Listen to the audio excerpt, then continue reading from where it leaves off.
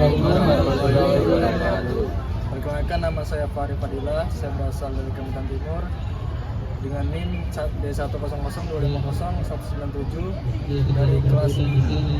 Perkenalkan, nama saya Farhan Ramadan dengan NIM D100250198 dari Prodi Teknik Sipil.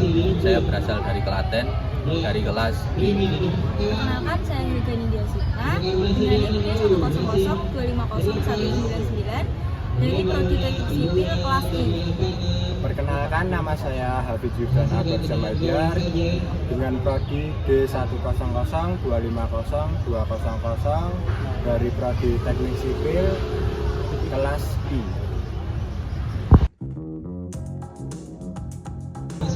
Percobaan ini melibatkan pengukuran dimensi batang dan jarak tumpuan, lalu pemberian beban secara bertahap sambil mengamati simpangan batang pada skala cermin.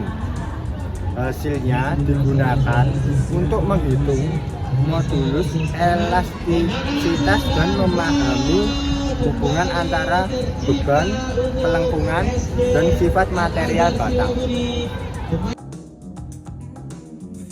Baik, saya di sini akan menjelaskan fungsi-fungsi dari materi batang pelengkungan.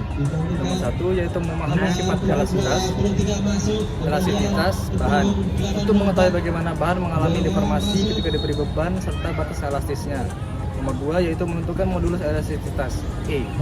Praktikum ini berfungsi untuk mengukur dan menghitung modulus Young suatu bahan melalui pengamatan defleksi batang akibat pembuahan.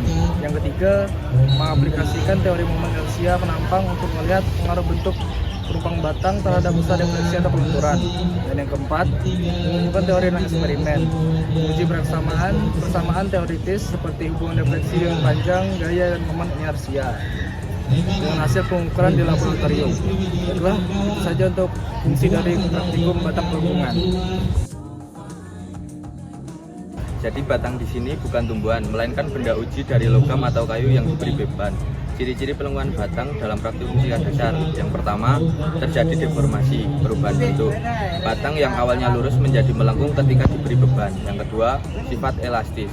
Jika beban kecil, batang akan kembali lurus saat beban dilepaskan. Yang ketiga, sifat plastis.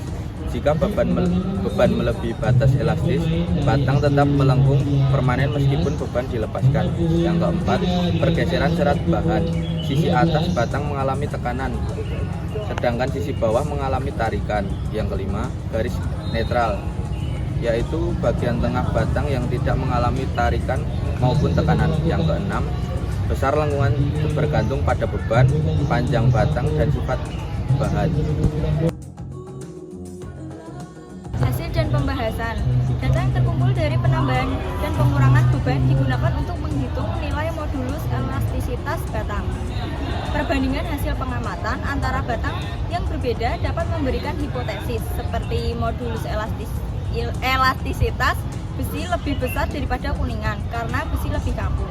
Laporan hasil praktikum biasanya akan mencakup tujuan, landasan teori, alat dan bahan, prosedur, hasil pengamatan, pembahasan, dan kesimpulan.